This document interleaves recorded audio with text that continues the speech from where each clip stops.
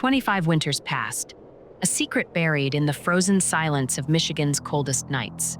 A killer, no killers, who laughed, loved, and lied for decades while a young woman's ghost screamed from an unmarked grave. Her name was Janet Chandler, and this is how a town's darkest life finally unraveled. A question that clawed at the conscience of everyone who knew her name. Who killed Janet Chandler? Her story isn't just another cold case file. It's a nightmare that refused to fade. A young woman's laughter silenced, her future stolen, and a crime so brazen, the killers buried the truth in the frozen ground of winter and walked free. Until the unthinkable happened, until the ice cracked, until the people who thought they'd gotten away with murder realized time wasn't on their side anymore. This is the story of a town's shame, a family's agony, and the day justice finally answered a 25-year-old scream. To understand the tragedy, you have to know the life that was stolen. Janet Chandler wasn't just a victim. She was a daughter, a friend, a young woman who loved singing off-key to Fleetwood Mac, scribbling poetry in the margins of her textbooks, and making strangers smile with her crooked, disarming grin. In 1979, she was 22, old enough to dream of a future, but young enough to believe the world would keep its promises.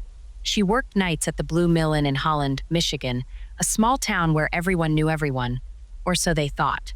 Her coworkers called her the light bulb, always glowing, always on. She'd sneak extra towels to guests, memorize regulars' coffee orders, and joke about someday running the place. But beneath that warmth was a vulnerability. Friends warned her. Janet, you see the best in people, even when they don't deserve it. And in the winter of '79, that trust became a fatal flaw. On January 26th, she clocked out like any other night, said goodbye to her motel family, walked into the freezing dark, her breath hanging in the air like a ghost. By dawn, she was gone. No note, no struggle, just a single set of footprints swallowed by snow and a haunting absence that would linger for 25 years. This is the truth they never told you.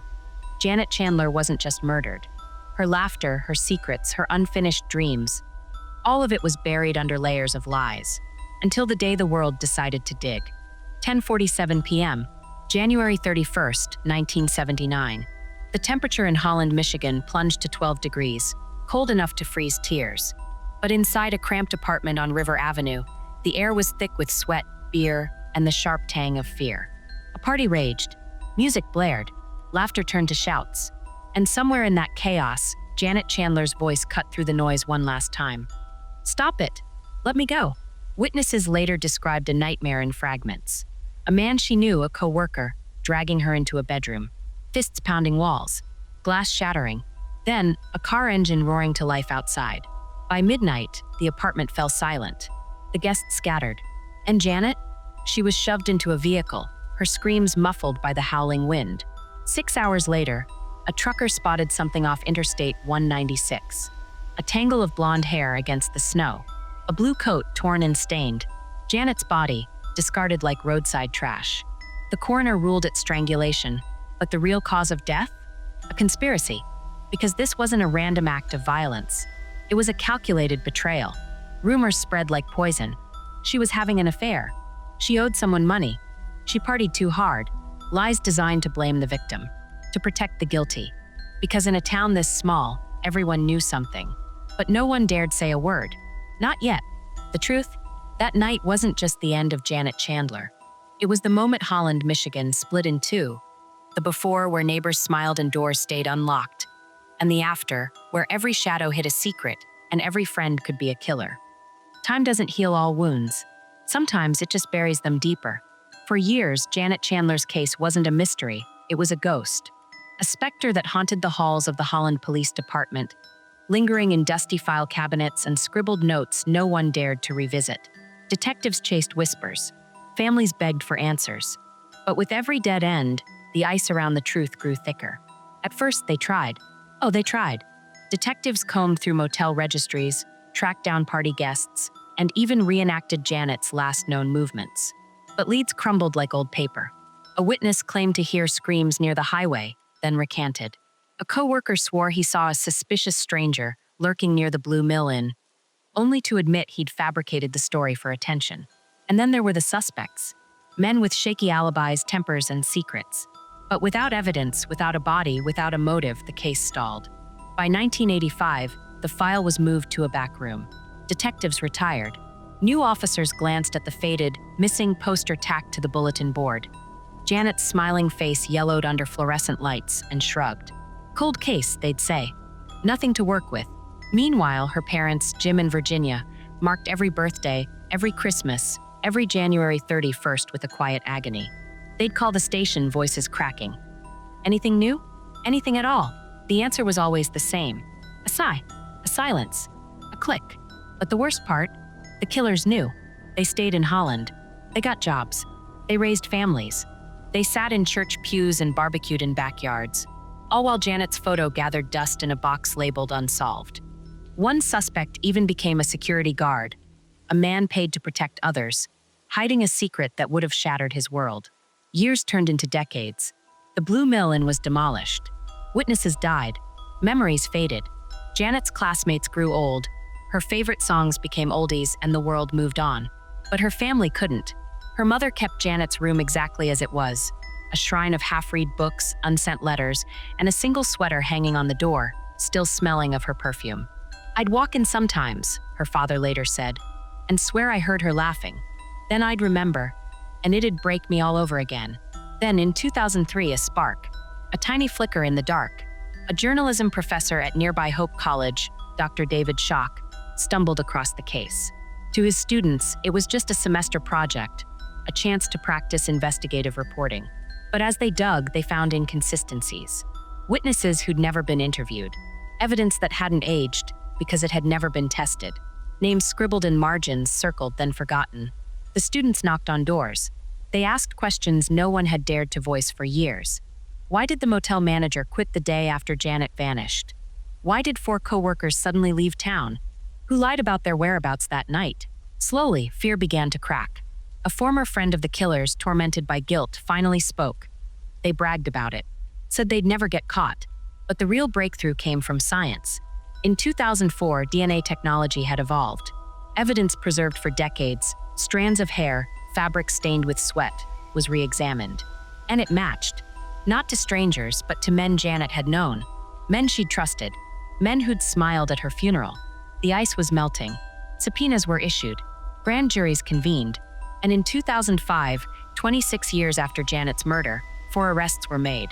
For ordinary faces, now wrinkled with age, stared into courtroom cameras. For lives built on lies, finally crumbling. But justice didn't come easy. One suspect died before trial. Others plea bargained, trading confessions for shorter sentences. Only 2 stood before a jury, their stories unraveling as survivors testified through tears. They treated her like garbage, one witness seethed. Like she was nothing. In the end, convictions were won. But for Janet's family, it wasn't about punishment. It was about truth. For 25 years, we slept with nightmares, her father said after the verdict. Now we sleep with peace. Not because they're in prison, but because Janet's voice was finally heard. The case that had frozen a town, a family, and a generation was closed. But the chill of Janet Chandler's story remains, a reminder that some wounds never fully heal. They just learn to scar. For 25 years, the truth about Janet Chandler's murder was trapped in a vault of fear. The killers swore to secrecy. The town looked away. Even the wind seemed to whisper, "Let it die." But in 2004, a group of college students, armed with notebooks and stubborn hope, dug their fingers into the cracks of that vault and ripped it wide open. It started as a classroom assignment. Dr. David Schock, a journalism professor at Hope College, handed his students a cold case file stained with coffee rings and regret. Find the holes, he told them. Find the questions nobody asked. At first, the students saw it as an exercise, a puzzle. But then they read Janet's story, saw her photo, learned about the parents who still called the police every month, begging for answers. Suddenly, it wasn't just homework. It was a mission. They began where the original investigation ended, at the Blue Mill Inn. The motel was long gone, replaced by a parking lot, but the students tracked down former employees.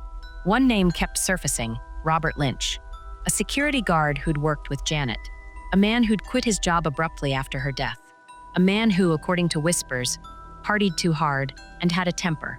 But when the students asked the police about him, they shrugged. We looked into him. No evidence. The students didn't stop. They tracked down Lynch's old friends. One agreed to talk, chain-smoking through the interview. Yeah, Bob was there that night. So were the others, Anthony, Arthur, Lori. They dragged her out of the party, said she deserved it. We all knew. We just stayed quiet. The others. Suddenly, the case wasn't about one killer. It was about four. A tangled web of jealousy, rage, and twisted loyalty. The students dug deeper. They found a woman named Lori Swank, Janet's former co-worker. When they knocked on her door, she slammed it shut. But the next day, she called, voice trembling. I've waited 25 years to tell someone. They made me lie. They said they'd hurt my kids if I talked. Piece by piece, the story emerged. Janet had been dating a man named Arthur Pava, a security guard at the motel. But Pava was possessive, violent. When Janet tried to end things, he snapped. On the night of the party, he enlisted three others, Lynch, Swank, and a drifter named Anthony Williams, to teach her a lesson. What started as a brutal assault spiraled into murder.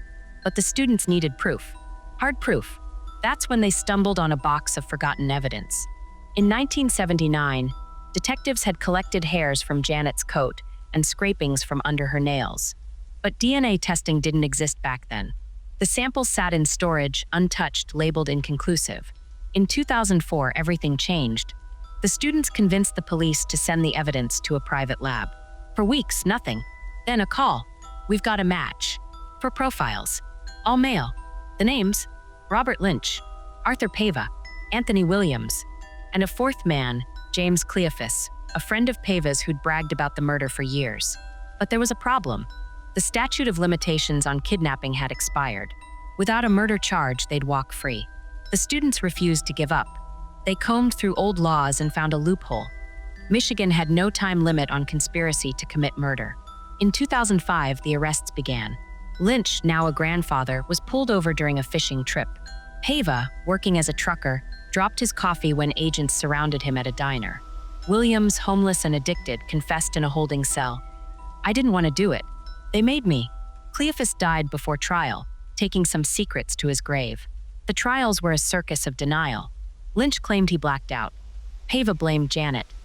She drove me crazy, but the evidence spoke louder. Jurors recoiled at the DNA matches. Survivors of the killer's violence testified, revealing a pattern of brutality. And then the final blow.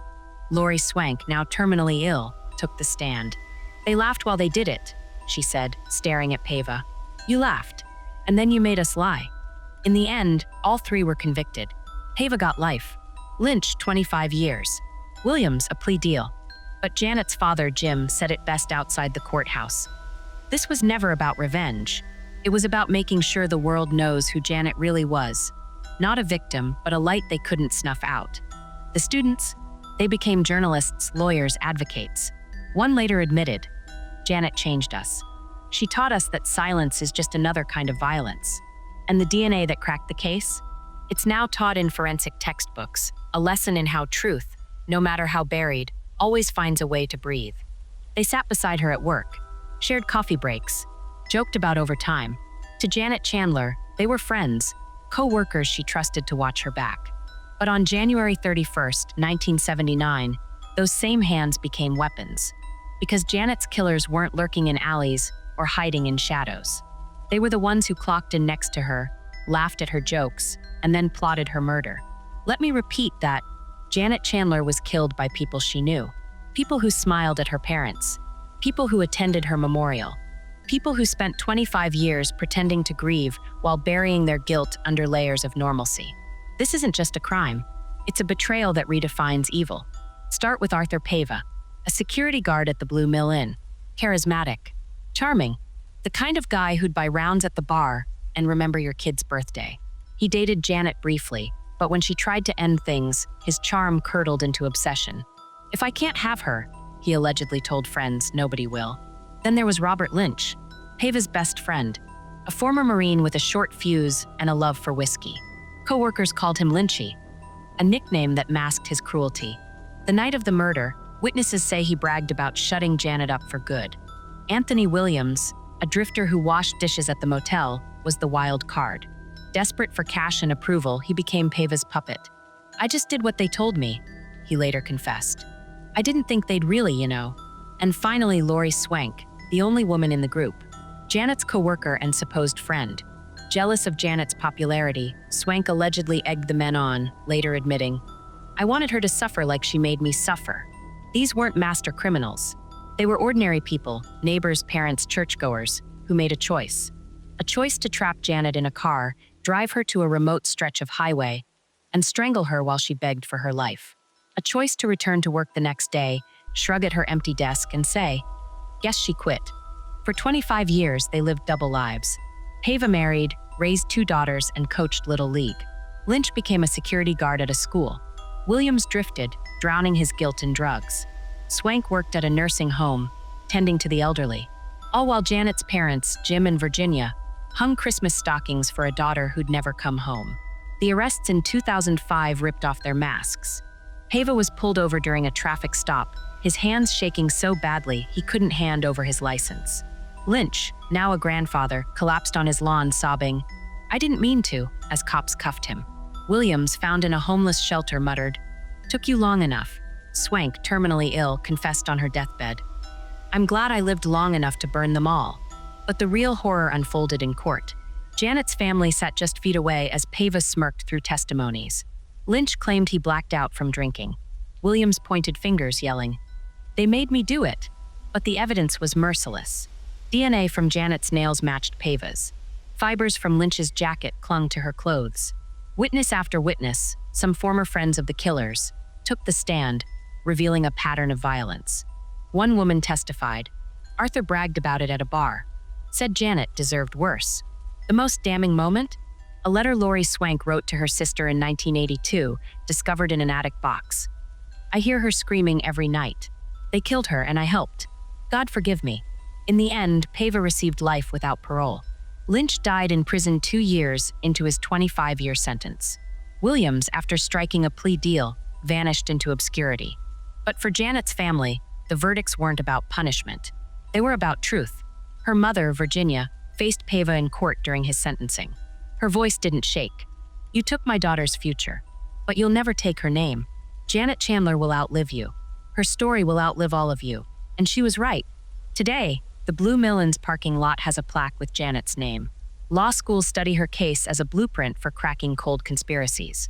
And every January 31st, strangers leave flowers where her body was found, a silent promise that evil can hide, but it can't outrun the light.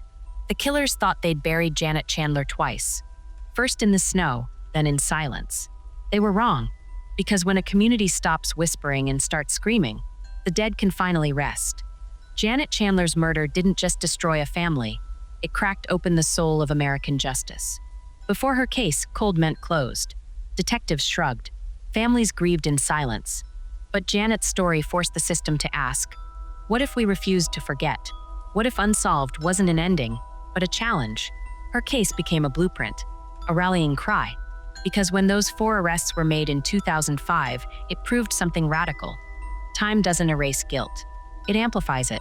Investigators worldwide took notes. Law schools added her name to textbooks. And suddenly, cold cases weren't graveyards, they were battlefields. Take DNA technology. Before Janet, evidence like hair or skin cells sat shelved for years, waiting for science to catch up. But her case became the precedent. Labs now prioritize retesting old evidence, even if it takes decades. In 2010, Michigan passed Janet's Law, requiring all unsolved homicides to undergo annual DNA reviews. Because of her, over 40 cold cases have been cracked nationwide. Victims finally named, killers hauled out of retirement homes. But it's not just about science. It's about voice. Janet's parents, Jim and Virginia, became accidental activists. They lobbied for victim advocacy programs, demanding families get updates on cases. No more bureaucratic silence. Today, 33 states have right-to-know laws, requiring police to share progress with victims' loved ones. Janet taught us that grief isn't a weakness, her father said. It's fuel. Then there's the journalism angle. After the Hope College students cracked the case, universities nationwide launched cold case courses, programs pairing students with law enforcement to re-examine forgotten files. In 2018, a Texas college team helped convict a serial killer dormant since 1982. Their professor later said, "We stand on the shoulders of Janet Chandler's story." But the most profound change? The mantra etched into courthouses and cop shops. No victim is forgotten. Janet's face, her name, became a symbol. A reminder that cold cases aren't statistics. They're daughters, sons, stories. Her legacy birthed websites like The Unforgotten Project, where volunteers digitize old case files. Tip lines now stay open for decades. And every January 31st, the anniversary of her murder, social media floods with hashtag #JusticeLikeJanet, urging followers to share unsolved cases. Yet her story also forced a reckoning. It exposed the rot of familiarity. Janet's killers weren't monsters under the bed. They were co-workers, friends, normal people. The case sparked a national debate. How many murderers hide behind church memberships and PDA meetings? Studies now show 60% of homicides are committed by someone the victim knew, a statistic drilled into new detectives. Janet's law also mandates training on spotting trust-based red flags, like sudden jealousy or control in relationships. But perhaps the greatest shift is in the families left behind. Before Janet, cold case families were told to move on. Now they're given something radical: hope. Take Mary Smith Asterisk, whose sister vanished in 1995. For years, police dismissed her. Then in 2020, a detective handed her a pamphlet, The Chandler Protocol: How to Advocate for Your Loved One. Mary used it to push for DNA testing. In 2022, her sister's killer was arrested. Janet didn't just get justice, Mary said. She gave us all a roadmap. Janet's brother, Tom, put it best. My sister didn't choose to be a hero, but because of her, thousands of victims got a second chance. Their families got answers, and the monsters who thought they'd gotten away, they sleep a little less soundly now. So when you hear about a cold case cracked, a vanished teen identified, a decades-old killer cuffed, remember, that's Janet's fingerprint. Her stubborn, unrelenting light. She rewrote the rules. She turned silence into action. And she proved that justice has no expiration date. Because of her, we no longer ask, why bother? We ask, who's next? There's a street in Holland, Michigan, where the snow still falls the way it did in 1979, where the wind still carries echoes of a laugh that never aged, a voice that never faded. Janet Chandler's name is etched there now, on a plaque in court records, in the DNA of every cold case cracked in her wake. But her legacy isn't carved in stone. It's written in the stories of those who came after her. For her parents, Jim and Virginia, justice didn't erase the ache of an empty chair at Thanksgiving. It didn't unbreak the china vase Janet bought them for their anniversary, still carefully glued together on the mantel. What it gave them was simpler: the power to say her name without flinching, to hear Janet Chandler and know the world finally sees her, not as a victim, but as a daughter who mattered, a spark that refused to die. For detectives, her case became a compass, a reminder that cold is just a word, that files gathering dust are really fires waiting for oxygen. In Chicago, a detective reopened a 1983 disappearance after reading about Janet. In Oregon, a lab tech worked overtime to retest evidence from a 90s homicide, muttering, Chandler Protocol. Because of her, Unsolved now means unfinished. And for the thousands of families still waiting in the shadows, Janet's story is a rope in the dark. A woman they never met, but whose name they whisper like a prayer. Mothers tape her newspaper clippings to their fridges. Brothers cite her case in letters to lawmakers. Strangers leave flowers on unmarked graves saying, "This one's for Janet, and for you." But the truest testament to her legacy? The killers themselves. Arthur Pava died in prison in 2018. Guards reported he'd pace his cell, ranting at the walls, I'm not sorry. But in his final days, he requested a Bible, dog-eared to a verse in Job. For the wicked are reserved for the day of destruction, they shall be brought forth to the day of wrath. Robert Lynch's grandchildren found his mugshot online. They asked their mother, is this Grandpa? Did he hurt that lady? Now, they volunteer at a victims' rights nonprofit. A small atonement, they say, for a name they didn't know they carried.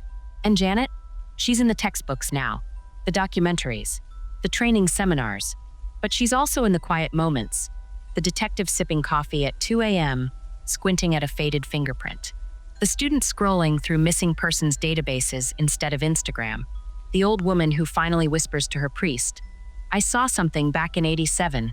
Justice delayed isn't justice denied. It's a seed planted in frozen ground. It's the promise that every why will one day meet its because. That every lie, no matter how deeply buried, will eventually claw its way into the light.